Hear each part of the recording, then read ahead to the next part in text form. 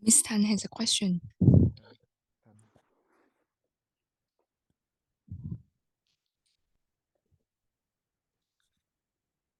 Dear Thầy and Sanger, could you please talk again about Xin thầy giảng lại cái chỗ mà nó là một cái phương tiện cách nói, giống như là nghi tới about when the doubt take us to where there's no longer even doubt anymore? Does it mean that when the doubt solidify, it means that when we have the doubt, we don't even know that we carry the doubt? Because on my path of doing meditation, I want to clarify that when is the stage where my doubt to the point where there's nothing else furthermore. How can I clarify that? He said the practice is like you climb up the mountain. You know, you don't even be able to see the way to go because the cloud is keep covering up the mountain. But as long as there's still the road, we still need to keep going. So we keep the doubt, maintain the doubt. Is like when we climb up a mountain, up until where there's no road to go anymore, where the road ends, the end of the road, and there's no further road to keep going. That is considered when the path of consciousness end,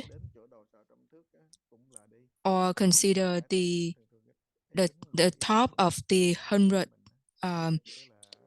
of the 100 centimeter pole.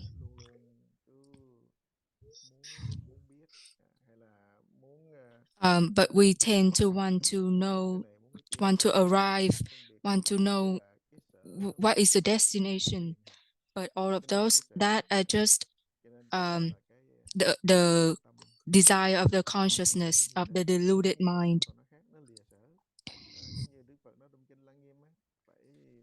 Like the Buddha said in the Surangama Sutra, we move away from the object of the hearing in order to return to the hearing nature. So when we meditate, the doubt means we already move away from subject and object. That is still just an explanation. When we reach the stage where there's no object to cling on anymore, that is the end of the road. And at that time, everything will make sense, will fall into place.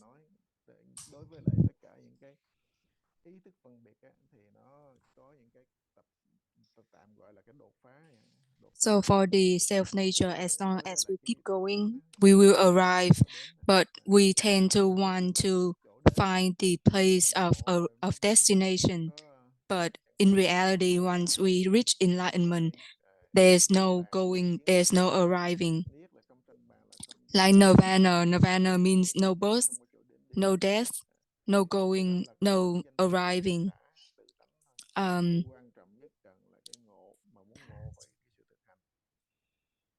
So when we talk about we reach the stage where everything starts upside down, it means we are referring to a person reaching enlightenment.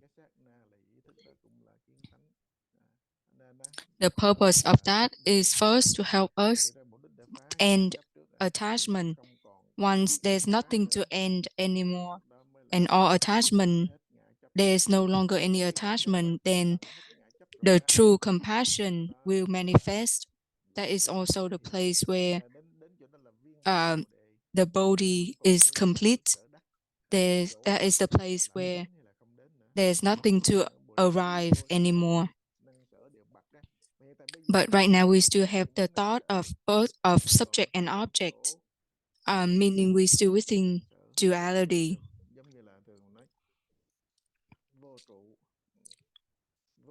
Like we talk about non-abiding is still just a word because we don't want people to attach, to abide to things. But at the end, we also have to end the root of non-abiding as well.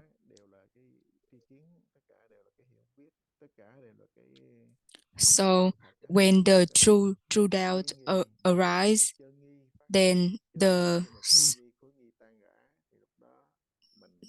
solid doubt will fall apart, and that is when we arrive at Hoa Thổ.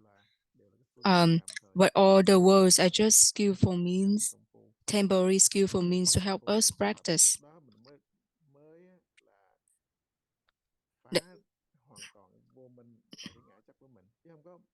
Lots of people assume that they are practicing very well, but they don't know that they are actually just embrace their attachment and ignorance, but not really embracing the practice. Like, for example, the people who are seasoned, always some of them exclaim that, I have more years of experience, I'm closer to the teacher, etc. But that is just their attachment. That's why the Buddha negate everything that he said. He said there's no Dharma for the Tathagata to expound. Anybody said the Tathagata teaching any Dharma, that is to slander the Tathagata. Most people just attach to the words. They attach to the words and not really get the intention.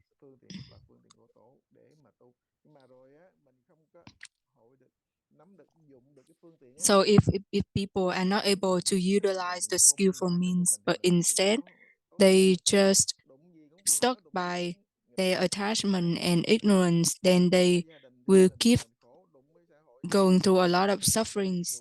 Doesn't matter whether they are outside or they are in the temple. There's no suffering. It's because of our attachment to see things as real that make us suffer.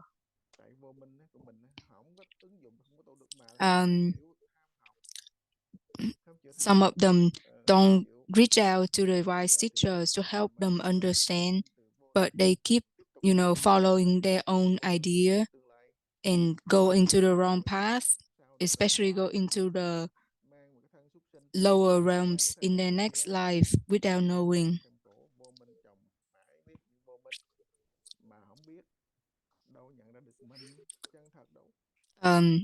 This body is not us.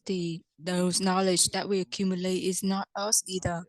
Those are just created by the deluded mind because of our attachment. That's why we take on this body. And if the attachment is, the stronger the attachment is, the more suffering we will have to go through.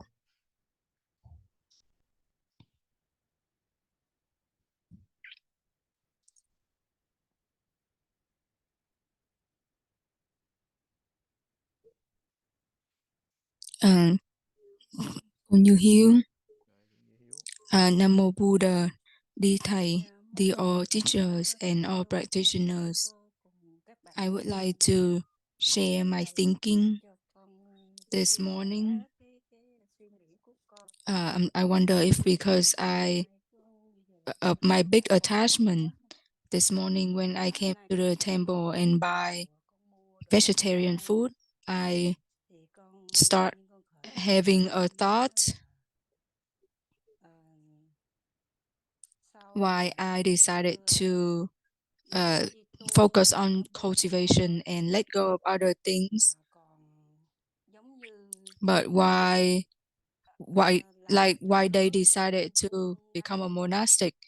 Then why do they create such a big event to sell stuff? Why there are so many people going in and out to buy and sell? I start having a thought where this is a very sacred place. It's not a place for people to come to talk about, normal things in life and eating, drinking. I start having those thoughts? Is it because of my attachment? Could you please help me? We are still influenced by the external conditions. Right now, there are a lot of places, a lot of people, so it's not easy to find a wise teachers, a temple where people focus on just cultivating. For example, the temple where people just focus on cultivation and not doing anything else, people tend to think that, oh, it is so boring. There's not that many people. But when they for the places where there are a lot of events, you know, it's events to help people to seek what they want or to pray for their blessings, then people tend to gather there. And sometimes they even do selling and buying at those places.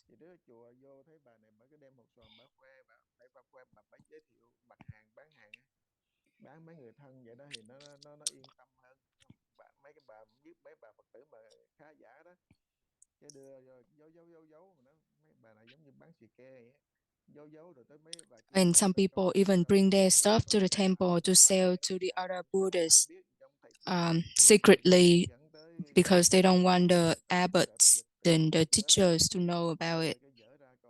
And they talk to one another, discussing the prices, etc., at the temple without letting the abbot know.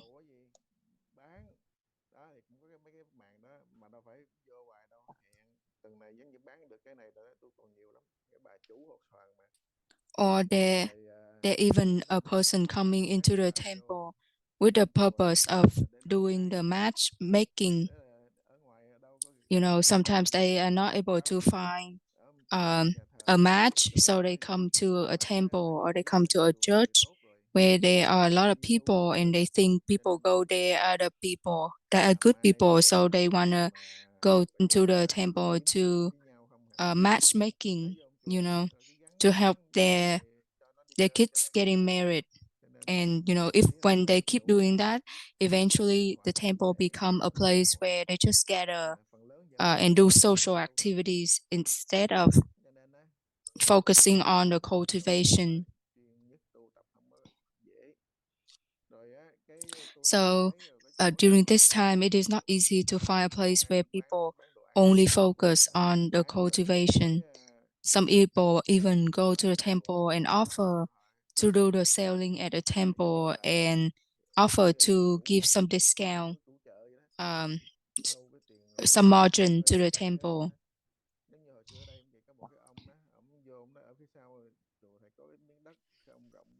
Like in the past, there was a person come to this place and said, the backyard of this place is very big. Can we rent it out? Or, grow the trees and sell it. We can share some profit with you, you know. But I decided to not let them doing that. So people tend to go after gains and profits. And some temple, they have to create events so that the Buddhists, the lay people from everywhere can gather. It depends on each person capacity. Some people don't know any other way of cultivation. They only know to recite the sutra.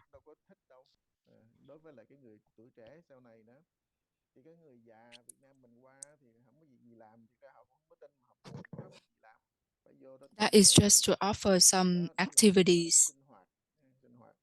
We have to be understanding for those people.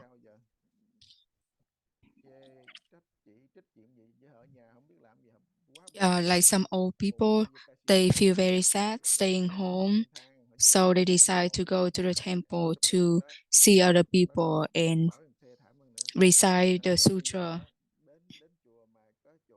That is still a way to help them raise the mind to seek the way. That is also a good way as well.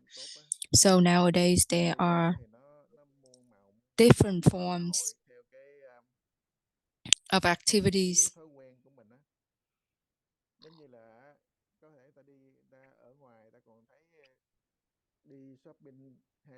Like nowadays, going to the temple is still even better than people going shopping or just stay home and playing games.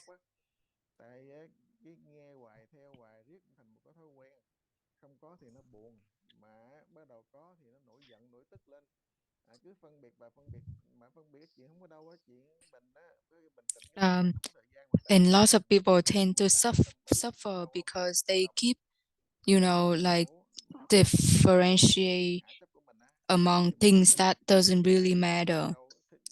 Instead of, calming their mind and return to their nature, the hearing nature, seeing nature, they keep following after their consciousness, and they even embrace other people's matter without knowing that doing that is just like to put the judge into your mind. It's not, it's unreasonable, but our tendency of attachment and ignorance tend to lead us to do that. Like they keep caring about things that don't really matter, and then that lead them to get angry, not being able to eat well or sleep well, and not being able to follow the right rhythm um, of the body, and then after that it leads to a lot of sickness. Those sickness are actually from attachment and ignorance. You can see that the people who cultivate in the mountain, their mind is very calm, and that's why they can live long. um, if we know how to practice the right way, doesn't matter where we are, we will always feel calm and stable, and we are able to control ourselves among the turbulent life. So we have to focus on the cultivation. When you see that, we have to even appreciate further this method, appreciate the conditions that we know this method, appreciate that we have a different way of seeing things than others.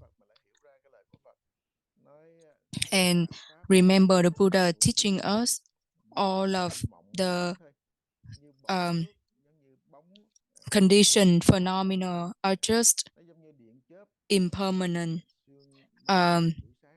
They are just like bubbles, like lightning. And when we see that they are just like bubbles, like the morning dew, impermanent, like lightning, then we should just focus on the practice, return to ask the question, raise the doubt, and then any issues that you see outside, whether it's a temple or normal lives, it's because of people's, greed, anger, ignorance. So we should just rely on the Dharma for our path. Don't go after the forms, the names, and generate even further differentiation or attachment. Thank you, thầy. I understand very clearly.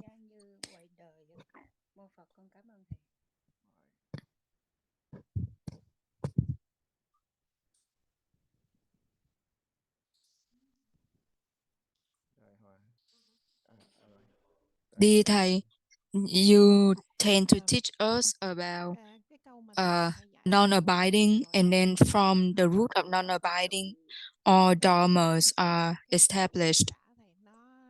Is it that all talk about non-duality? Rồi con cũng định So hỏi when we là practice to the như point vậy where thì khi mà mình công phu mà tới cái giai it đoạn becomes to mình có thể one-minded, gọi là bất thủ bất xả được không? does it Là mean phải that phải phải we sạch enter the sạch state of biết not là holding, not bất thủ bất releasing? xả hay là như thế nào? Thank you, thầy. Thưa thầy có thể dạ. Thầy said the meaning of non-abiding, or when we talk about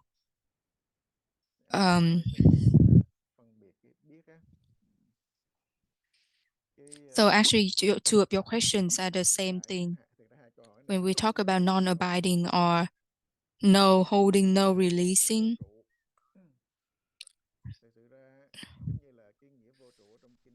um,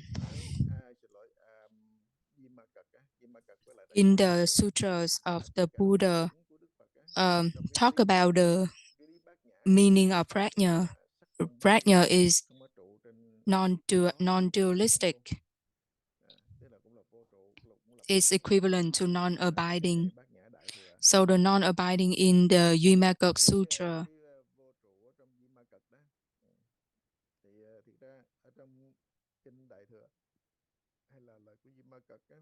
it follows the same concept of the Buddha. It's very clear. Like we said, the body use the mind as the root. And our mind right now is controlled by the deluded thoughts. The illusory thought is from the attachment and ignorance. So we keep asking, so what should we use at the root? So we have to use the root of non-abiding to start sweep away everything else. But if we eventually attach to the root of non-abiding, that is still attachment. Non-abiding should have no attachment. Fulona asked the Buddha why the enlightenment nature is the same for the Buddha and the sentient being. Then why there is sentient being?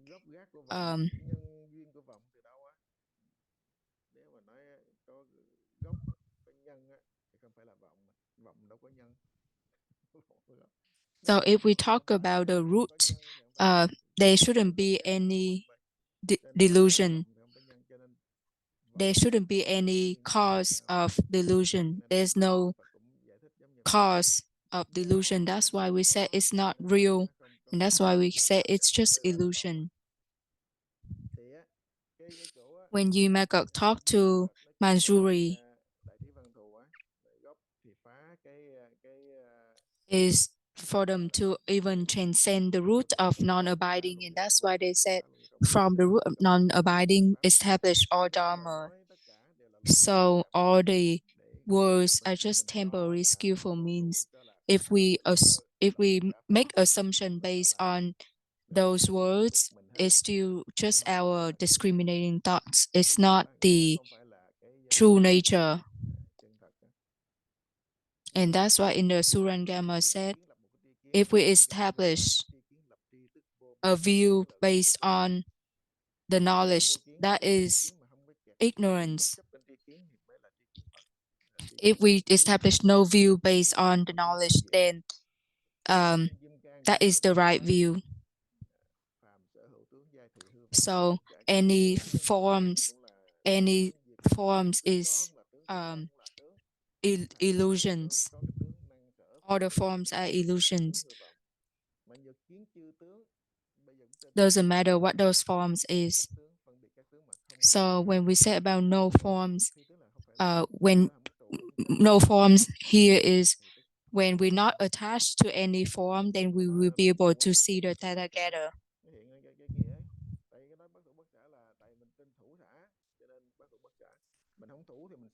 So when we talk about no holding, no releasing, we actually also refer to non-duality, not something else.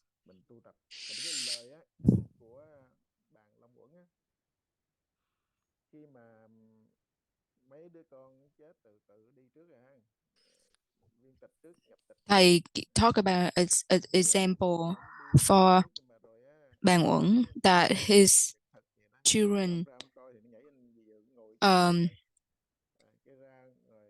passed away before him. His daughter died before him, and then his son died after his daughter.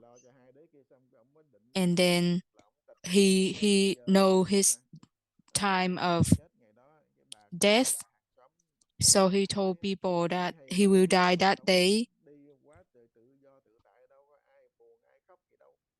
And he feel very peaceful, and he was joking that his daughter is so smart that she entered nirvana before him. Just like Sariputta, when he knows the Buddha is going to enter nirvana within 3 months, he decided to enter nirvana before the Buddha. That is talk about freedom to enter birth and death.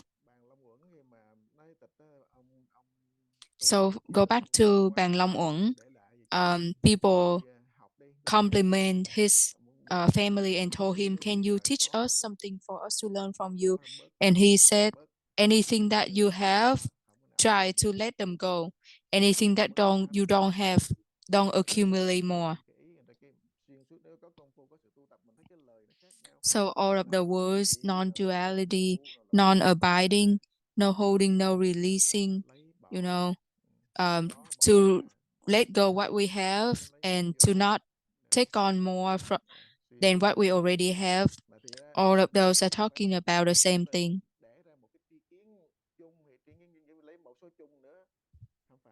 But don't try to create another view. Don't add on another knowledge.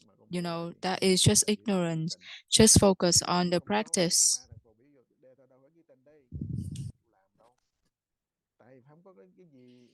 We tend to want to understand, to know, etc. We don't like to not differentiating, discerning, but all of those knowledge are just sickness. Like all the Buddha skillful means are just fake medicine to treat the fake sickness. So the important thing is to return to the practice. But the important thing is whether we will meet a good doctor, a good teacher. But people tend to want the other thing that benefit them, like good things, favorable places, favorable things, but they don't want to just hold to focus on the doubt and the practice.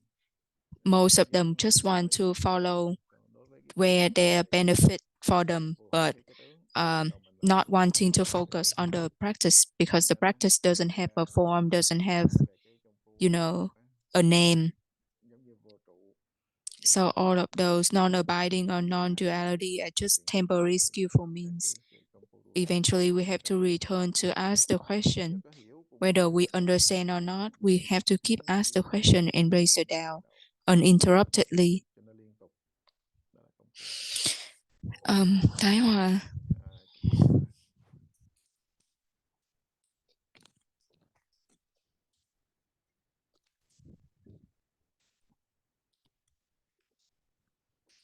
Dear Thầy, I have 2 questions.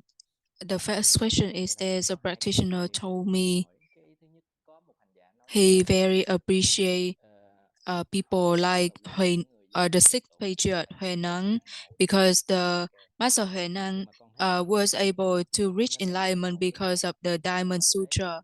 But I feel like Master Lam Tế was able to reach enlightenment because he got hit in his face, not the sutra.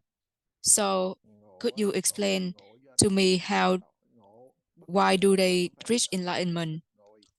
Thầy said enlightenment is from the mind, not from the form, not from whether we sit or we stand, etc.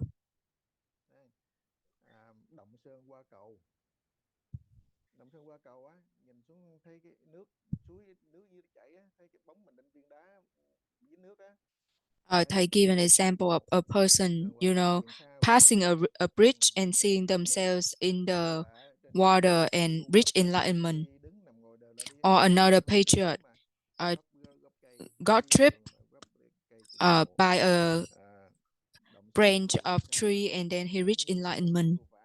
Or another patriot also listened to an instrument and reached enlightenment. Or the Buddha see the morning star and reach enlightenment. All of those are not the reason why they reach enlightenment. They reach enlightenment because of the mind. The mind, when it reach the right point, they will reach enlightenment. But some people just imitate based on the form. They just imitate the patriot, the wise teachers. That is just imitation. It's not true from the mind.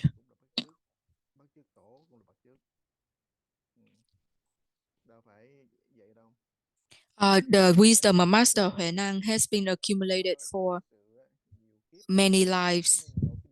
It's not just because of the Diamond Sutra. You know, the person who read the Diamond Sutra to the sixth patriot, he'd been reading for a long time, but he didn't reach enlightenment. But the sixth patriot, when he hear just one verse in the sutra, then he reached enlightenment. Like when he hear the verse, use non-abiding to establish the mind.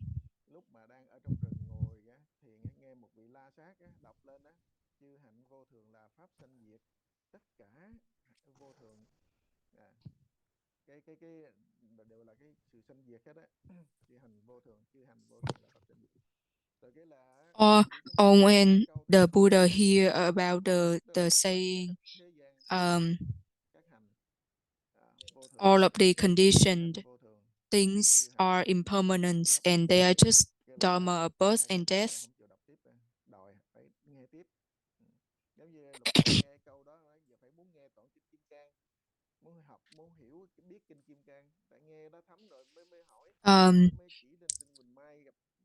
Sorry, still talking about the story of the sixth patriot. When he hear the verse, and he start having a realization, and then he went and seek out the fifth patriot to learn from him. It's so Thầy explained, it's not because of the Diamond Sutra, it's because of the mind.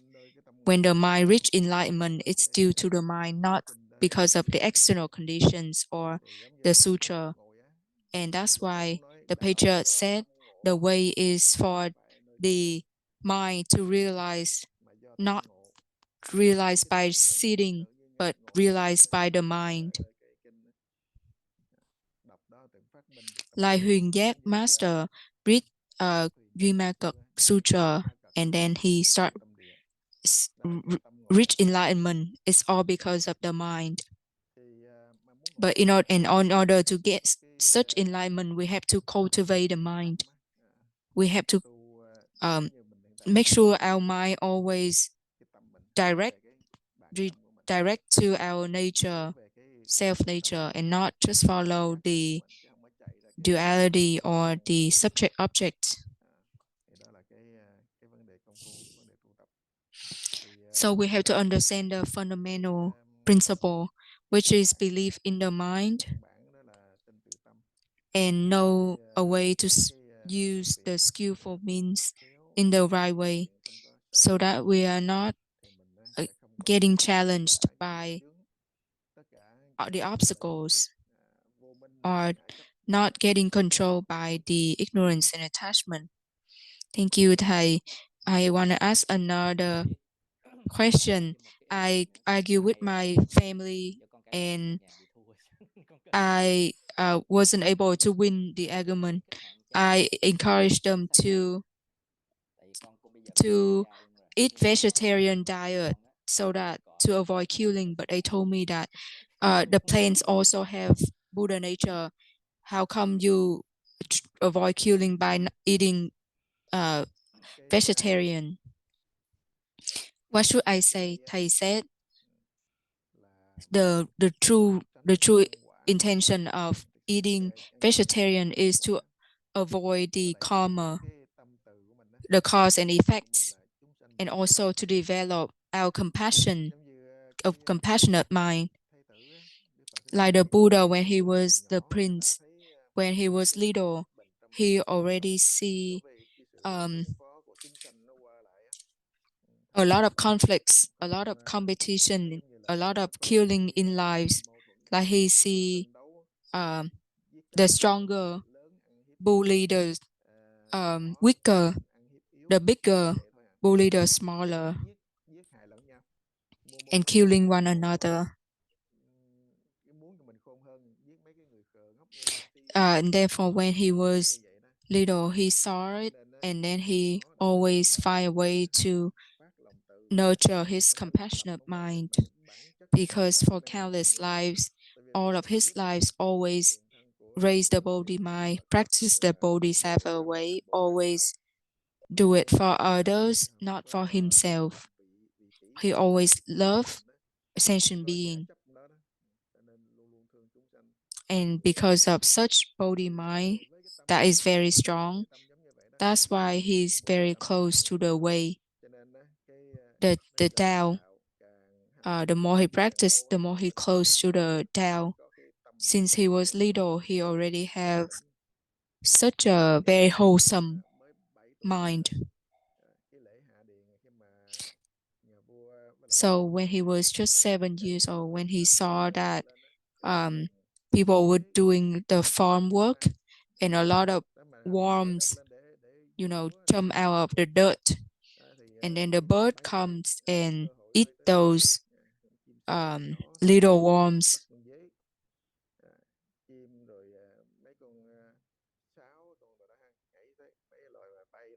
And then after that, the bigger bird eat the smaller bird. Or the eagle eat the weaker bird. So same thing like the creatures in the sky or the creatures on earth, the stronger one eat the weaker one. Even the strongest, which is the lion, eventually also get killed by a human. And the prince at the time, when he saw that, he saw such a cycle, vicious cycle, where one eating another. He feel very unfair, but he keep trying to ask himself, how can I find a way to not having such unfairness? How can I find a way for everyone to be equal? And then automatically he enter samadhi. He only 7 years old, and he was doing sitting meditation under a tree. And when the king saw that, he was so amazed, and he even prostrate to the prince. And then from there, the prince always contemplate about all the things he's seen, and he always feels sad in his heart. Doesn't matter what the king did to help the prince feel happy, he never feel happy, because he always think about the suffering of the sentient being. And when he grow up and he get married and he has the kid Rahula, he feel that he get himself into more, he get tied up even more, and he wanted to leave the palace, and he have to run away from the palace because the king didn't let him go. A lot of responsibilities with for the king, for the palace, for the citizen. He feel a lot of ties, but then he make the wish that he want to become the Buddha and then return to help everyone. Because of such a strong mind, that's why eventually he reached enlightenment. So we talk about whether we eat normal or eat vegetarian. we are right now raise the body mind. We want to raise a wholesome mind. We want to control the birth and death, not letting it control us. So eating vegetarian or not is about the cause and effect.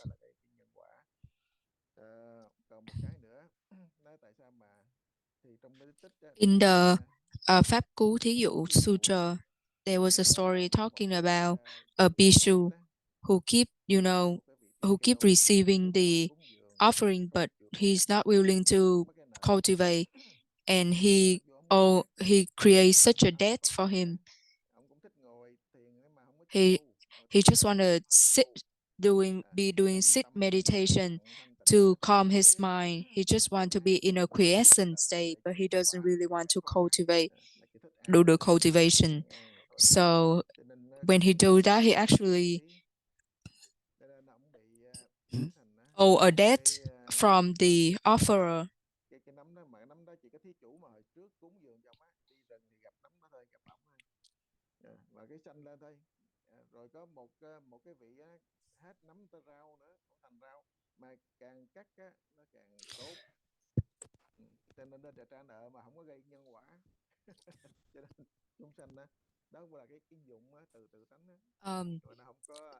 So basically, they eat the vegetarian so that they don't kill animals' life.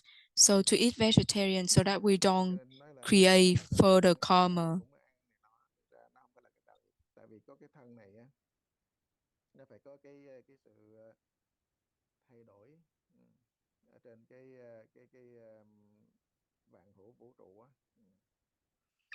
All of those are skillful means that the Buddha taught sentient being and the Buddhists so they don't have suspicion and instead believe in the mind and find a way to first raise a wholesome mind, a good mind, and from there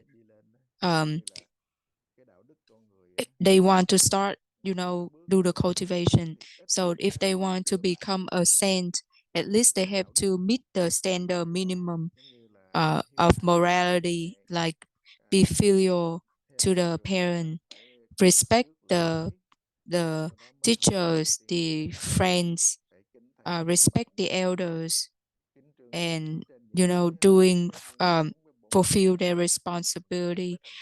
Like they need to at least cultivate a strong root in order for them to grow further.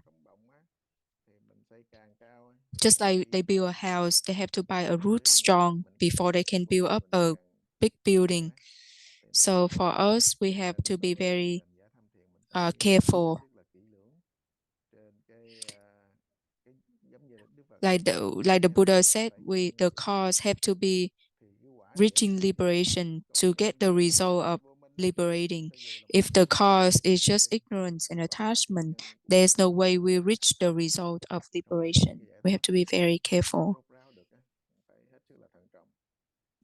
The time is up. Goodbye, everyone. Namo Shakyamuni Buddha.